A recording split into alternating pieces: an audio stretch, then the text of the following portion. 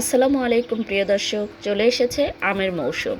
আর আমের মৌসুম এসেছে, আম ভর্তা হবে না তাই কি হয়? গাছ থেকে নিয়ে এসেছি কিছু আম। এবার এগুলোকে আমি ভর্তা বানাবো। টক মিষ্টি ঝালের দারুণ মজাদার একটা ভর্তা ট্রাই করবো আজ তোমাদের সাথে। তো আমগুলোকে আমি প্রথমে ধুয়ে ভালো করে ছিলে নিচ্ছি। কেমন হবে জানি না, টক না মিষ্টি, তো মাঝারি আছে। এরকম একটা ছোট গ্রাটার দিয়ে আমি আমগুলোকে গ্রেট করে নিচ্ছি। তোমরা চাইলে বটিতেও কুচি করে নিতে পারো, অথবা চাকু দিয়ে যে যেটাতে অভ্যস্ত সেটা দিয়ে করে নেবে। তো এখানে নিয়েছি 4টা শুকনো মরিচ, কিছুটা লবণ দিয়ে ডলে এর মধ্যেও গ্রেট করা আমগুলো দিয়ে দিলাম। দিচ্ছি কিছুটা বিট নুন, আর দিয়ে দিলাম কাসুন্দি, আর দিয়ে দিলাম খেজুরের গুড়। এবার ভালো করে মাখিয়ে নিলেই তৈরি হয়ে যাবে মজাদার আম ভর্তা।